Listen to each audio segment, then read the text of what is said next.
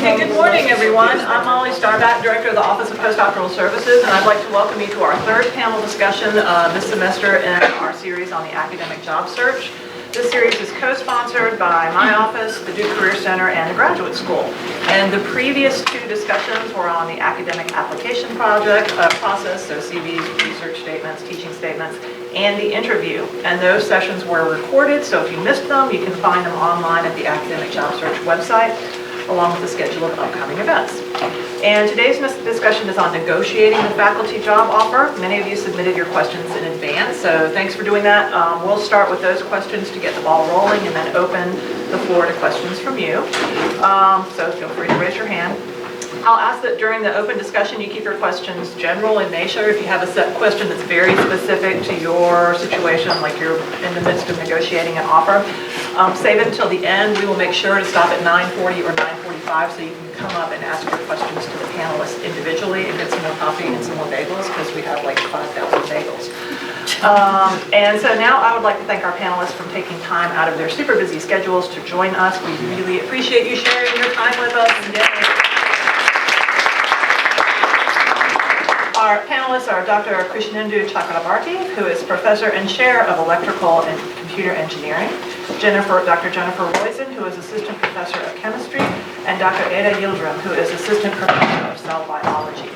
So I'll ask the panelists to briefly talk about how they've been involved in the negotiation process. I think I heard Dr. Chakrabarti just say you did 7 this past semester, so there you go. And then we'll start with questions. Would you like to start? Okay, so good morning, everybody. I've been the chair of ECE for the past 2 years. This is my 3rd year. So I have seen this process from both sides. As a faculty member, when I was starting my academic career, I have been talking to chairs and deans about what I need to get started. And as a chair, I have been talking to applicants when we make offers, but also we talk a lot to faculty who are already in Duke. We look at their needs, specific needs, and we often go back and forth to see what they need to make it successful. So this process is something that you don't do just when you start your academic career. This goes on throughout your academic career. So I'll be very happy to answer questions you have on what does it take to start your career. All this is essentially to help you get going. It's not something that is where you try to maximize your profit, right? It's not a profit and sum game, a profit and loss game. This is something that is serious. You really want to start with a package that launches your career, helps you do the research you need, you have all the resources you need, and it's not a competition. So I strongly urge people not to think of this as competition with your chair, your dean, or other people. Rather, it's just for your own sake. You need it for your own research, and I think you should note that the university will do everything to make you be successful. So if there is some resource that you really need for your research, you should actually ask for it. So with that, let me hand over to the others, and I can answer questions later. Jenny Roizen. Roizen rhymes with poison, which is helpful as a chemist. And as an assistant professor, before taking this position, I just had to negotiate for it. You're told at that point in time that if it's not in writing, it doesn't exist, and that is true. Even in the best of scenarios where you have the most worthwhile relationships with your chairs and your deans, if it's not in writing, it doesn't exist because there's turnover at positions. And so I'd say that is a key point. And the second is, depending on the institution, anything could be negotiable. And it's really a question about the individual institution. You're negotiating with their negotiation structure and what you need to make your program successful. So in the process, you want to focus your attention on what you need to make it so that your research program and you can thrive in the position. Because no one wants to make a hire that's not going to work out. And so if you keep your attention when negotiating on that vision, it can be really helpful. Okay, my name is Ada Yildirim. I'm at the Cell Biology Department, and I've been here at Duke for the last 5 years. So as Jennifer, I've been also in the negotiation part of this process recently, as you would call it, like 5 years ago. I think I agree with both panelists and what they're saying. And what I would like to add onto that, and we will be discussing this more, I think, deeply later on, is the fact that there's nothing you can do other than being yourself during the negotiations. Okay, so there's no magic to it. And this is the same thing as you're applying for a position, and when you're going for a position to interview and afterwards. But I think what I would advise that you would do is to take everything at a step. So like before you go for an interview, don't think about the negotiation, right? So you have to think about things thoroughly, and as much as they're interviewing you, you're interviewing them, because this is like a mutual willingness to be in this, because you're in it for the long haul. So you're trying to find the right place for your science and for your personality, and so everything has to match. And as you will see, as people will tell you, generally it fits when it's the right place, right?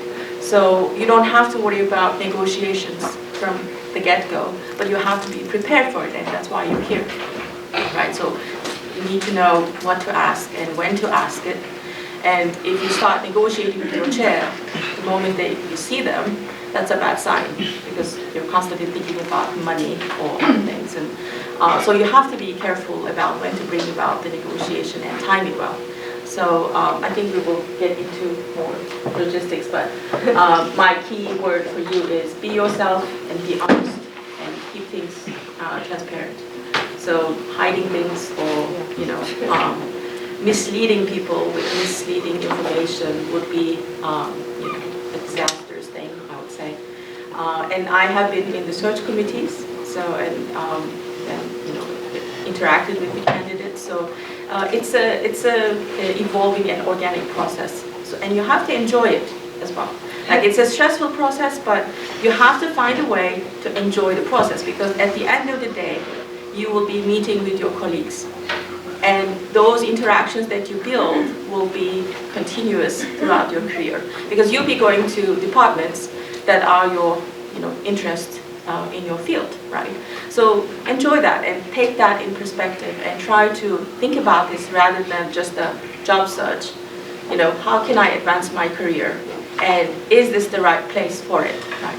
And then the negotiations follow very organically. But again, as I agree with my panelists, you have to think about this not from the perspective of a competition. How can I get the most of it? It's more about, what do I need for my research? Do I have the infrastructure? Will there be, what I need to do, what I need to do, right? So if you think about this in the bigger picture, I think things will fall into place. Thank you, Ada.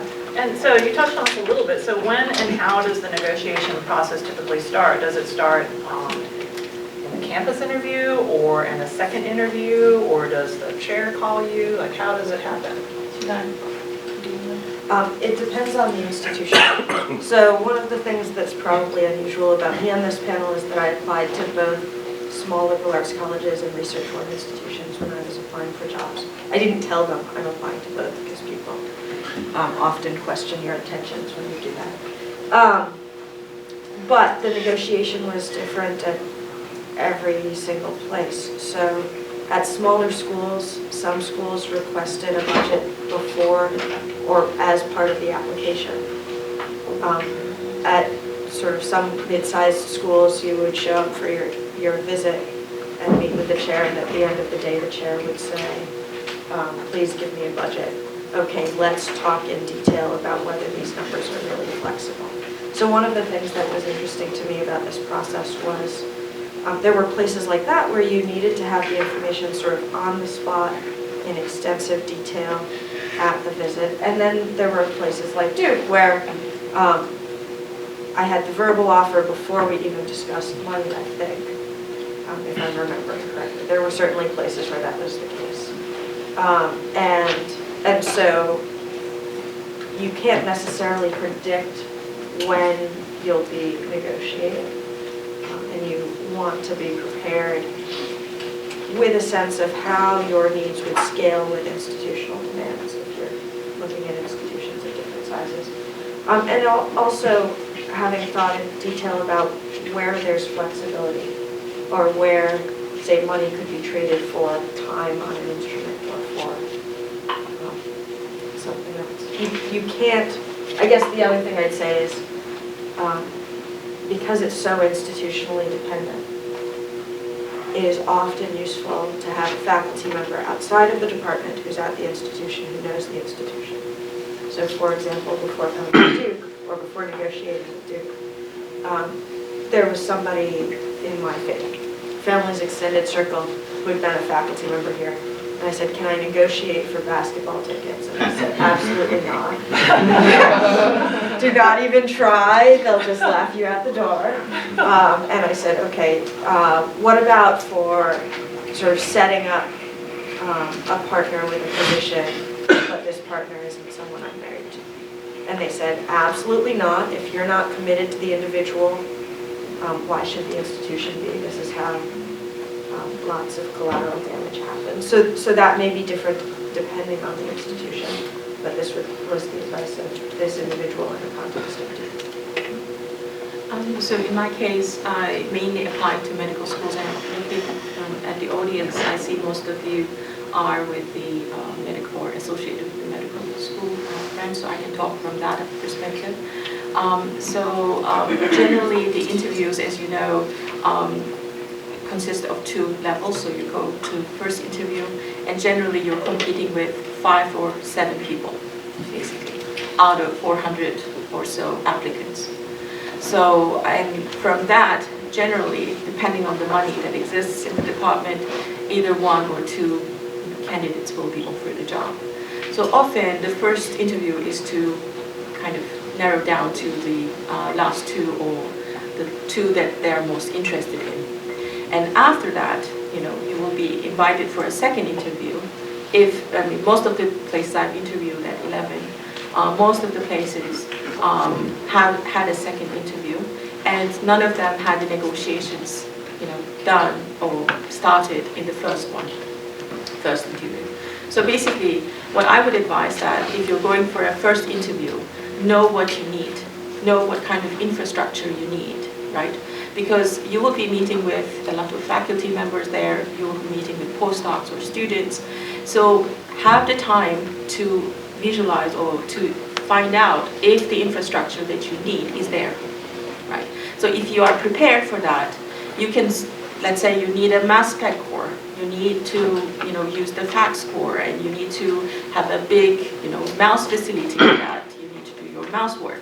So be aware, and when you're talking to people, try to get clues about how these things work. Are they happy with it, or is the instrument? So you don't have to start negotiating, but inform yourself in the first interview to prepare yourself for the negotiation, because then you can also kind of gauge whether this is the right place for you, right? Before you even get into the trouble of negotiating. So if you already know what you need. So for instance, when I started, I made a very detailed list of what equipment I needed, what cores I would be needing to do my research, or what reagents I might be using very frequently. Because if there's already some equipment that you need and it can be a shared resource, what's the purpose of requesting that equipment and spending money on that, right? And if there's a core already existing, doing the job that you need to do on your own, that's an advantage. So try to factor these things in. So you don't have to be a one-man show all the time. This is a collaborative institution. And if there's already a colleague that might be helping you, to save you money and time from doing things that you can do otherwise, just figure that out and be informed about who you will be working and what the department or the other departments around you have. So I think if you think about those things, your negotiations will be more informed. Again, it's all about knowing what you need, and is the institution being able to provide that to you.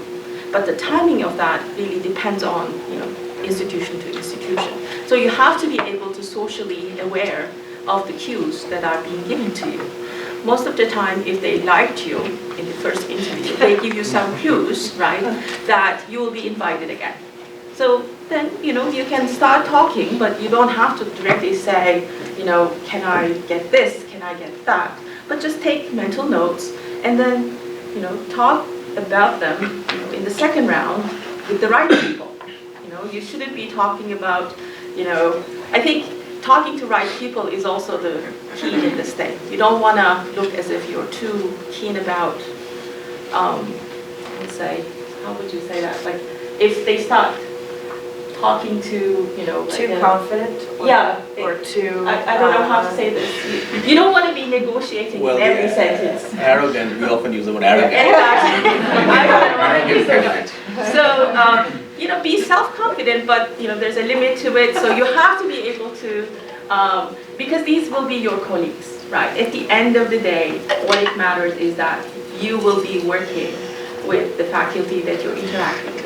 And then, behave accordingly and think about the long run instead of trying to get, the most out of it. Of course, I think that will be my point. Okay, so I would like to start by asking how many of you are from engineering? Can you raise your hand? A few, not too many. So my experiences are more with engineering. I do not know the medical school, how it's done.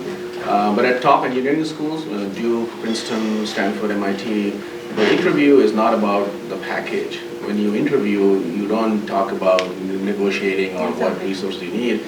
You are trying to impress. So in the interview, we want to assess the candidate. We want to find out if this person is going to be a star or is a star already, fits in, can open an area, meets our priorities. Of course, there are questions asked in terms of what do you see the size of your group? If some people are theoreticians, they may say, I will work with 5 students. Or if there's experimentalists, I'll work with 20 students. So that tells us a little bit about their needs, right? If you have a group of 20, you will need more resources, more space, more equipment. So we can get some idea that way, but we never ask point blank, how much money do you need? We never talk about salary because we don't want these things to affect the judgment of the candidate. We want this as a candidate based on the science and the engineering and the promise, not how much money we'll need. Because at top schools, for example, and also other schools I know of, resources are not an issue. If there is somebody we want, we will find the resources. If you are a star, we really want you, we will find a way to meet all your needs. We have never had a problem where we had to say no to a candidate because the needs were too high. Okay? It's the other way around. We had cases where the person was very cheap, was coming cheap, but we didn't make the offer because we didn't think that person was good enough. Okay? So at the end of the day, the chair meets the candidate. So I meet every candidate at the end of the day. I meet at breakfast and I also meet at the end of the day. And then I have some idea about the person. I go to the seminar, I understand better the person's needs, and we'll talk about general things like, are you experimentalist, theoretician, how large a group, do you see yourself growing, what's your steady state group size, the equipment that you typically use, is that shared equipment, is that something that you need for yourself? But that's the extent of the conversation. But I think, just to add to that, I think like talking to your chair, your future chair or colleagues, I think you have to factor in, you have to portray what you're thinking your lab would be or your lab would be like, right? So that you can give them a vision of what you might need. So if you go there, just... So that's the time to say, exactly. I'm going to start this new area. So for example, the thesis may be on one topic, but you don't work on that forever. So in a seminar, you may have given a slide on your future directions, right? But that's not long enough, it's kind of very brief. But in the discussion, you can tell the chair, I see myself growing in this field, I would like to develop this kind of topics, and then you can start talking about the needs. Yeah. So it's qualitative, it's not numbers, but it's very important to share your vision on where you see yourself, not next year, not 5 years, because when we hire faculty, we are hiring for tenure. At a place like Duke, we don't make offers if we think that person will make tenure. Okay, we only make offers when we are confident this person is tenureable. So we are looking at 30 years longer. So clearly the requirements that we think about are for the long term. Thank you. And can you talk a little bit about the startup package, startup money? You mentioned a little bit. So is it something, what's typically included in a startup package? How can you determine what a reasonable amount of startup funds should be? And do you get to keep it forever or does it go away? Do you want me to start? Yeah. Okay. So this is an interesting question. This is probably the most important question. So what is in the startup package? So in engineering, for example, when we hire a new faculty, we will promise a startup package up to a period of time, so it's never open-ended, because the startup package is like an IOU. I don't want to carry a debt forever. And if I have a faculty with a startup package, I owe that person certain money, and I don't want to carry this in my books forever. So typically you get 3 years to spend the money. You can extend it by another year with good justification, maybe another year with even better justification, but after that it is very difficult. I don't know of anybody during my time as chair or even during my time at Duke who got open-ended startup packages, except me. So you can negotiate that. But in my time, the startups were very, very small. So maybe it didn't matter so much. If you have a startup package that we have these days, it's very hard to make it open-ended. Okay? Now, what goes into the startup package? So your summer salary is covered for some years, maybe the first 2 years. Up to maybe 2 months a year. So 4 months of summer salary you can expect to have in your startup package. You'd have money for paying postdocs or grad students. The number varies based on the individual, based on the research area, on the needs. Maybe 1 postdoc for up to 2 or 3 years, 2 students up to 2 or 3 years. You'll have money for travel. You want to go to sponsors, funding agencies. You want to go to conferences, meetings. You can provide reasonable amount of money there in the startup. Equipment support, so this is one of the larger parts for experimentalists. To build up your lab, you need equipment, so the purchase of that, and then you have consumables, things you burn every day. You need that until you get your grants. What else in a startup? These are the more common things, but in my experience there have also been some other interesting issues, like in some people they wanted to have access to the cloud, so you need some payment for the cloud access, so that you add to the startup. You have a server farm, you want to access the server farm either at Duke or elsewhere, you put that money in. So what you don't usually have in a startup package is money to take home for yourself. You can't use that for your personal expenses. You can't say I'm going to buy stocks, put some stocks in that. Basketball tickets, you mentioned basketball tickets. Yeah, you can't. At least, ask me. It is possible under very special circumstances. Yes. So I was able to get it for 1 candidate. It's not easy. It's very difficult. You have to move mountains, but definitely not. It depends. At a place like Duke, I told you we will go after the right person. We do anything to get the right person. So there was somebody for whom I did get 2 basketball tickets. Only 2, not for the entire season. But that is a possibility. So essentially, the chair's job is very important. The chair has to navigate the passages. This is very winding passages. You have to navigate that because everybody's different. I tell every candidate, you are unique, you're special. And you do everything for that special person. And the startups vary. You can't compare startups between people. We want to be fair, so equity is important. But in the end, it's very hard to make sure that everybody has the same startup. It's not. It is different. At Duke and also at some other places, there's something else I want to mention is there is some flexibility. So when we offer a startup package, we don't categorize the money. We don't say that you're going to have $200,000 for salaries or $500,000 for travel or equipment. We don't do that. We give you a lump sum, and we say that you can use it any way you like. These are the categories that you mentioned, and we think this is right. But in the end, how you move the money around, how you spend it on specific items is really up to you, because you should have the freedom to do your research and do it in a way that suits you the most. The summer salaries are not something you can move around. So the summer salaries that we promise, that is fixed. You can't take away a summer salary and use it to pay students. Okay? But money for students and postdocs and travel, equipment, you can actually move that around fairly easily. Okay. Okay. So in arts and sciences, they actually give every new hire a pair of tickets to a single game, but you can't negotiate for more than that. So arts and sciences also has a policy that you get a lump sum of money.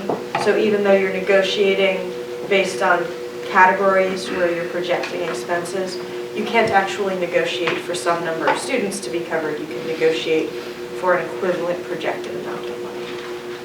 That is true at Duke. That is definitely not true at a lot of other institutions. And so there were institutions where the discussion got granular to the point of, you have this estimate for this large instrument. We think we're going to be able to get it for less. Can this result in a decrease in what we're offering you based on this change. So there are places where people look line item by line item and then expect you to actually buy precisely what you said you would, or close to precisely what you said. Other things that are negotiable include you can negotiate terms off of teaching, and you want to make sure you have that discussion. So the year that I was hired in chemistry, there were 4 of us who had offers. All of us came. And apparently all of us asked for 2 semesters off of teaching prior to tenure. And prior to that, the department had only given 1. But because all of us asked for this, the department felt that it was the new expectation. And therefore was able to negotiate for that time off, which I think was pretty critical to some of us. So you can negotiate time off of teaching, you can negotiate summer salary. In my negotiation, one of the things I said was, look, you're attempting to hire 4 of us.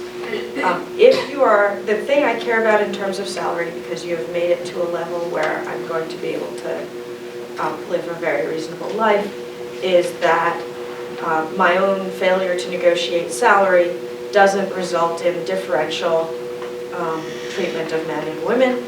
And so, because I don't want to contribute to that gap, if you as the chair are willing to say to me, if someone else negotiates, all of us will get the bump in salary, then I'm willing to not negotiate salary. And if somebody else does, make sure I get the bump. And the chair actually said, okay, and when I got my offer letter, the salary had been bumped. And I know exactly which of my colleagues negotiated salary, and it had gone up for all of us.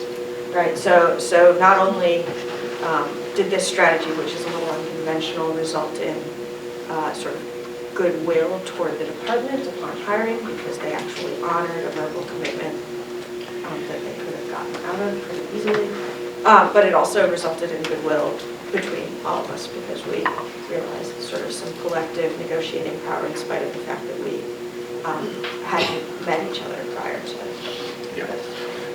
So to add to what Jennifer said about your salary, so at a top research university, if they really want you, salary is not an issue. So of course you can't ask for any salary, right? I mean, we have equity issues. We can't have a big salary differential. But if somebody is very important for us and we really want to hire that person, at a private school we have the freedom because our salaries aren't posted. So we can keep it private. So there are ways to find out, but it's not so easy. But so I have bumped up salaries on a case-by-case basis because I felt that this person was very important. Needed to get this person to come. Of course, there are salary levels, right? So the peer schools have salary numbers. We do track those numbers. We don't want to go absolutely out of whack. But you can sense that. When you're interviewing, you can see how badly they want you, how important you are to them. And if you have that understanding, you can bring up salary, okay? But at a place like Duke, it doesn't kill the interview, right? So or at the time you negotiate, if you find that your salary expectation, they find it too high, you can always step back, right? It doesn't kill the negotiation here. It is at you.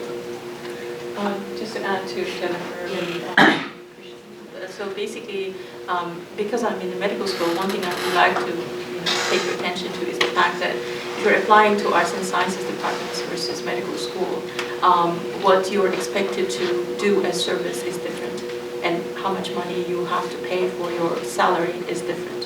For instance, in medical schools, generally, you have to cover up to 80 to 50% of your salary after the startup package ends. Okay? So, but in arts and sciences, most of the time, you are covered. These are the institutions that have undergraduates, right? So you will be covered for salary, correct? For 9 months. For 9 months, and then the summertime is the time it's true for engineering too. Yeah, so it is the time that you basically have to cover yourself, right? Yeah. For summer, with the exception. So you have to think about this when you're going in. So your startup for medical school also includes 3 years of your own salary, your postdocs, your graduate students, your consumables, your equipment. Basically everything that you're going to spend money on is part of your startup. And I must say that I was dealing with a chair who was very straightforward, and I didn't feel that I had to negotiate on the salary.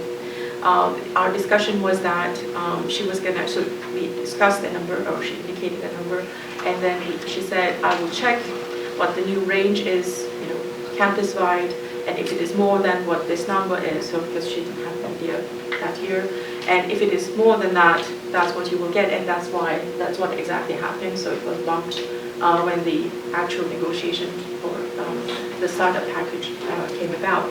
So basically, on top of that, there are some, say, foundation grants that are generally prestigious, which can extend your startup to 5 years. For instance, there is the Whitehead Fellowship at Duke, which if you receive it, it can extend your startup to 5 years term. So this is not additional money to your existing startup, but it's the terms of use of your startup money. Yeah? So these opportunities exist. So in addition to what we have just discussed, one thing I hear from my colleagues is that if, let's say, you're not a US citizen or you don't have a green card, you're still on a visa. So one thing they can do is they can cover your green card application costs, which is generally around $10,000. So you can ask for that and you can negotiate for that. And I have heard that, because they want you to be part of the system, so generally people look positively towards that. I'm not sure if that's something that happens. For us, it is implicit. We do it for everybody, irrespective of whether it's in the offer or not. We just do it. So I think that's something that you can, factor in, and you have to have everything that you need for your startup in writing. Okay, so if very important. in writing. So do not assume things will fall into place after you come. Okay, so you have to, let's say, we're gonna get this equipment. It's $50,000. It has to be written. It's also important that it's written because the chair who told you this might step down, Exactly, might leave the institution. So you have to a be dean who may covered. leave. So if it's not written down, the new dean or new chair might not honor that. Exactly, and on top of the question that we were just raised, can you keep the money forever, right? And I have heard of cases from my colleagues where it wasn't written in the startup, or the negotiation, or the final letter that the startup money will be kept, for good. And after 3 years, whatever was left was received back by the university. So you have to have it in writing in a very gentle way that this money is going to be persistent in your account after the 3 years. So you have to understand how the finances operate internally to be able to do these things. So there are fund codes for different accounts. You have grants, they go to a certain codes. There are discretionary money, gift accounts, and the startup accounts. The startup account must terminate. It has to. So if you have a discretionary account, if you can get it started when you join, you have the freedom of moving that startup money to the discretionary account, which is perpetual, and then the startup can be closed. So on paper, Oh, interesting. on paper, it looks like you're spent, right? It's a money laundering kind of scheme internally. You have spent your startup, but it has just been moved to discretionary, and it actually works quite well because it's not a big. If it's a very large sum, then it raises a flag. But if it's reasonable amounts of money, I think it's doable. So I think you have to be careful in how you're, kind of phrasing your terms and how you're negotiating over them. But you can have these, wordings added to your letter, the offer letter. I do want to add just a couple things that are negotiable that I wouldn't have thought would be negotiable. So at Duke, for example, in the faculty handbook, it enumerates a number of benefits. One of the benefits is that your children, there's an increase in your salary when your children go to college, if they go to college for a certain number of kids. Basically, anything that's in the faculty handbook and that you're assuming is your benefit may or may not be your benefit by the time you get there. Yes. But in some cases, you can negotiate to have specific aspects of what is in the handbook codified in your letter. And sometimes that may be really important to you. I would add that you should do that because the rules may change and you need to make sure that you be grandfathered. That's the term you should always use. You be grandfathered under the old system, even if the rules change. So whatever is important for you, you have to have that in writing in your offer letter. Okay, don't leave anything to chance. Also, in your offer letter, you have to have information for the space you will be given. Like have a plan of your lab. I mean, this is what I had, for instance, and have it square footed, room by room, including your office. What you will be. So space is one of the Yeah. most contentious issues. The problem with space is the chair may not even know at the time he's making the offer where your office will be, where the lab will be, because it's a constant fight to figure out where to put this lab, Exactly. because space is difficult. It's a difficult problem. So I think for that you could ask to see the space. You can even say, show me where my lab will be. But I can guarantee that in many cases people will say, honestly, I do not know. Or they may show you something and it will be something else. Because the offer letter will not say the address, will not say which building and which floor. It will say how many square feet you will have, right? You have 2,000 square feet. That is what will be written. Now, where it will be is not in your hands. The chair will not even know that. So that is where I think you need to have a discussion in advance, whether it's split in two parts, whether it's contiguous space, whether it's one building, or which building, So I think those are very important. But it's hard to put that in writing, because it's very difficult for somebody to say, you will get a lab in this building. I will not sign that, because I can't promise to make it happen. I can sign, how much area you have. I mean, in my case, the space was already, That's wonderful. If signed, you have the space available, and if they can put it in writing, you should take that. That's a good thing, right? You should take that. But if it is, if it's not available, it's not something what can that you they can do? press on, right? I tried to get them to put in writing that I would have windows in my office that Yeah. outside. Yes. Talking about how much salary you can negotiate, I would urge you to find out. Sometimes you can ask the chair, what's the raise pool every year? Because the merit increase, it varies based on the university. If your merit increase is low, like 2%, 2.5%, you probably need a larger salary to start with. If the merit increase tends to be higher, you could accept a slightly lower salary because you can expect to get larger raises. So I think it's something you should ask as well. I want to bring up one question that we got a lot before we open it up to the audience. When can you negotiate for a spouse or partner? When should you start that? How much can you negotiate? Go ahead. For that. You did not negotiate? No? I did not. So I think it depends on the university and on the field of research. In engineering and in Duke, we usually do that after we have decided to make an offer. So at the time the interview is happening, the first visit, we don't want the interview to be biased by spousal consideration, because we are trying to assess the individual, the research, and as I said, at Duke, we will do anything to get that person to come if we want to bring that person, right? So what happens is sometimes the candidate brings it up herself or himself, and that's fine, but we don't ask ourselves. We don't go and ask, do you have any spousal considerations? We might know through other sources, that's different. But we really want to rank the candidates and vote on the candidates just because of who they are, not because of spousal considerations. But once we have voted and we want to make an offer, then we reach out and ask them, do you have issues we can help with? Are there any spousal considerations? And that's the time to bring it up. So that's when the candidate will say, I'm a partner, I'm married, I need consideration. And that's when the process kicks in. At Duke, we have the provost as an office that takes care of these things. The chair will be involved, the dean will be involved, and we find some accommodation. I'm going to put an asterisk on that, which is, I think that there are some processes that are incredibly effective without Duke, and I think there are some cases where it can't be done.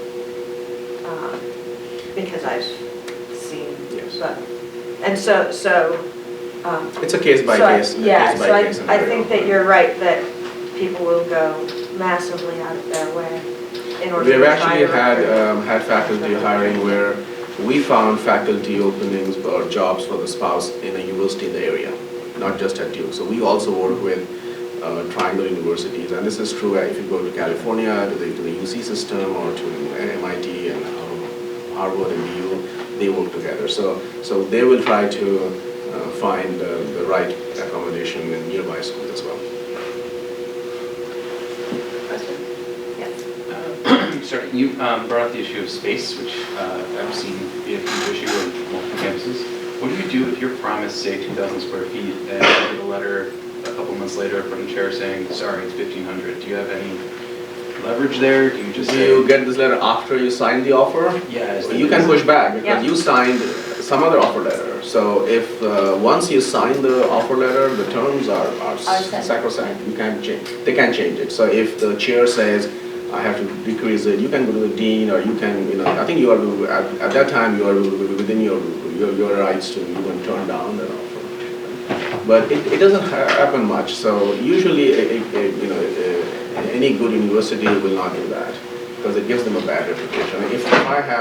If I have problems with the faculty candidate, word will spread that I can't hire anybody next year. I have treated them really well because in the end, it's a long-term reputation of the institution. So if we have a signed letter with some guaranteed space, it's very unlikely that that number will change. And they might come to you with a request. So the chair might say, I'm sorry, there's some issues that came up. Would you be willing to consider? And that's between you and the chair. You can discuss, but they can't have a new letter with a new number. So you said that on the medical side you cover 50 to 80% of your salary Yeah. post-startup. Is that number negotiable, or is that kind of Generally not, but you have to find out. Most of the, I think Duke is an exception for that. Like 50 to 40% is what they cover. But most of the time, it's 10 to 20% that the school covers, and the rest you have to cover. And in private institutions like Salk Institute or Vistar, or you have to cover 100% of your salary. And generally, that means that you have to have at least 2 R1s to basically run the lab. So you have to know what the requirements. These are things that you can always discuss with your colleagues when you're interviewing, right? So you don't have to talk about the numbers, but you have to know how much teaching is required. And generally, in the medical side, we are responsible with 10% of teaching, which includes graduate school. And for instance, at Duke, I'm involved in 2 courses or 1 course per year, which involves a module course that I teach 15 to 18 graduate students, which takes up maybe 20 hours of my time. But that can get extended, but you can negotiate per year. But so this is different, and that is kind of factored into the fact of how much your salary is being covered, because undergraduates in so undergraduate teaching in arts and sciences is taking a lot of your time, but that's also compensated with your salary, right? I can push her. I was wondering, in a startup package, how much money can I reasonably ask for, and how do I best find out how much money I can reasonably ask for in my field? Do you know other people in your field who are junior faculty? Yes, but not per se at Duke. So. Okay, so I think it's good to ask around your peers, because even though there'll be difference between institutions, in the same field it will be pretty much similar. There won't be huge differences if we're in that research area.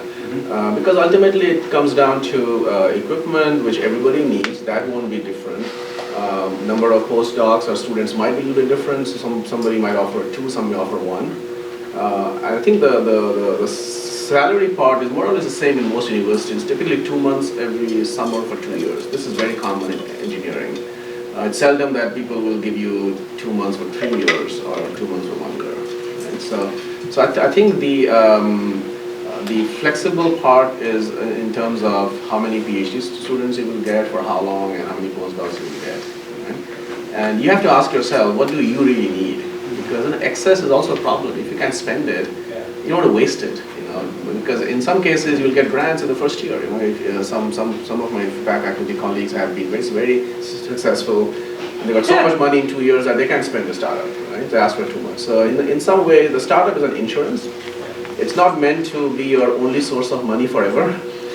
You are going to use it and spend it to build something big, right? So if you take it in that spirit, you will make a list of things you really need to be successful. So you have in mind certain ideas you want to build up, and you want so many people to work on that, and so on and so on. Right? If you have that clear thinking, I think you'll be okay. And I think your colleagues who have been in the job market prior to your time of being in the market would be the right resource. And I agree that it depends on the institution, it depends on even the state. For instance, Texas, right, the startup money is generally much higher than other states because they have internal funding.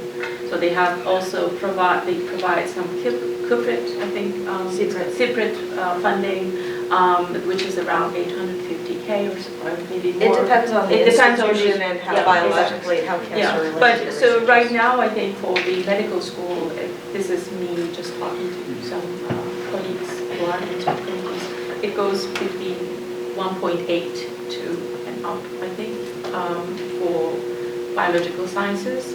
And it can be lower based on what you are, but again, it all depends on what you need. Yeah. So, and then when you make that, kind of startup package, it just adds up. And then so you have to know, how much a postdoc gets. For instance, a postdoc salary, the lower we have, I think right now with the NIH based is around 45. That's very low. That's yeah. like I mean, that's like the so, bottom. yes, yeah. So, I mean, you have to kind of factor in, you have to be aware of what you will need. So that's the bottom line. And also to add to what was said, if you have multiple offers, that helps a lot. So if you get 2-3 offers, they will match those offers, right? So if, but it depends on the institution. Yes, so it depends. But the ones that I have seen, because I deal with candidates who have multiple offers, and this is a nightmare for me because I need to find ways to match other offers, and that's how the startup packages go up. So in engineering, actually, it's very expensive now. It's a what should I call it? Arms race. Okay. So the top schools are competing like crazy, and it's an arms race because the startups are inflating like crazy. Yeah. So I don't know if this can be continued for too long because it's very expensive now to get faculty. Because if MIT or Stanford is making an offer to somebody and we need to attract that person, it's already a tough competition. Now on top of that, if they are very nice startup packages, we have to match those and do better than those. Can I ask something? In such a case, let's say you know that the candidate is, I mean, this could be probably in your minds too. Let's say the candidate is, that he's getting an offer from MIT and you know that it might not be possible to match that. Do you pull out? Or what is we seldom pull out. Oh, okay. We don't want to pull out because it makes us look bad, and we are fighting. So it's a reputational risk because we want to be seen as playing with the MITs and Stanfords. Of course. We don't want to be seen as playing with the NC States or Virginia Techs, right? So if we have a candidate, yes, actually, it's this is well known. Yeah. So if we go to our senior administration and say, we have a candidate who has offers from MIT and Stanford, so you want to know, they will say, very good, you set a very high bar, you got the right people, right? So that's important. If I go and say, I have a candidate who has offers from some small school, they will say, your bar is too low, right? So now if there's an offer from MIT, which is very good, I can go to my provost and say, we have this very good candidate who has offered from MIT, can we match it? And most of the time the answer is yes, we'll find a way, okay? Because and this is true for most of the top research schools, excellence matters the most, right? And having competing offers from other top schools is a validation that your search process worked well. Yeah. How do you communicate, or how does the applicant communicate the other offers? So do they show you the other offer letters, or do they just... That's a good question. So I personally don't insist that I see those because it's a matter of some trust. Well, some schools, they would like to see a written offer, like a proof. I don't do that myself as ECE chair. I think most chairs at Duke also don't do that because we don't want to stoop that low, right? So, so I think, and also we know what the market is. We have our own connections, our own sources. So I can do my validation on my own. I don't need to see the offer letter. I can talk to the chair of that other university, right? So I don't look at the offer letter. I go by just word of mouth. And usually these things are not done through email. So, phone meetings or Skype meetings, they work best. It's best not to commit in writing things that you're still talking about. You only write things that are definitely done. And just to add to this, I think you have to keep every interview or every institution as is, right? So I don't like the fact that whenever, the candidates come in and they bad mouth or, Yes. pray. I mean, either way, you have a certain idea of where you have been, right? But as you said, people talk, right? So you have to keep everything isolated, right? And then be there for that institution so that you don't give them the impression, or you shouldn't have that impression that you're just there for the sake of having an interview. So you have to be there for being part of that institution. And also it's right? very important that this is a long-term investment. Exactly. You may meet people, you may not go there, you may not get an offer, but Exactly, you may yeah. meet them after 5 years and they'll be in your network. This is connections you're building up for the future. So, yeah, so like, I guess they would just start this negotiation based on the other offer letters when you already gave them an offer letter then? So this is the better way, or would you communicate? I'm sorry, can you? So like, repeat your when you question? have like someone, you offer someone the position, so is it that they already tell you before that they have Sometimes they do, offers, or yes. not? So when we start to talk about an offer, we will say, look, we really want to recruit you, you did very well, and we'd like to talk about the terms of your offer. And they might say, I have an offer already, which has these terms, and then I know where to start. Right, yeah, okay. If they don't have any other offer, then I would say, this is the point where we start, now what do you think? And then, or we ask them, what are your expectations? So it can be either way. It's a very case by case. So the chair has to have a sense of the personality. Some people are very extrovert, some are introverts. So we have to work around that a little bit. Okay, I want to take a step back for a second, because we're getting a very Duke view in this moment, and I appreciate that, I really do. But not everyone That's will want a job at Duke, and not everyone will get a job at Duke. And so beyond that, I'd say the following. Not every institution, when you go to them and you say, I have another offer, says, oh good, I'm so excited to be in this competition. Many institutions, if you say to them, I have another offer, will say, oh, we actually are not interested anymore because... That has happened to people. And that's an important thing to know if you're not negotiating with this individual. Because you want to, first of all, a verbal offer is a really nice thing, Yes, but it means nothing until it's written. yes, exactly. Literally, it's like a unicorn until it's written. It becomes a horse when it's written. That means that if you have a verbal offer from another institution, regardless of political reasons or other motivations, you probably don't want to be talking about it until it's written or until it has a concrete benefit or a concrete meaning. You don't want to be dishonest, but Don't volunteer, right? but there's information. Information has a value when it is most real and most verifiable. So what I can say for myself is that I was really lucky when I applied for positions to have multiple opportunities. And in general, the people who were committed enough to me to give me these opportunities don't know that the other opportunities existed unless I had a competing deadline or something. So that's comment one. Comment two is, I don't know if this is true for ECE, I don't know if this is true in the medical school, but in chemistry you have this phenomenon called the exploding offer.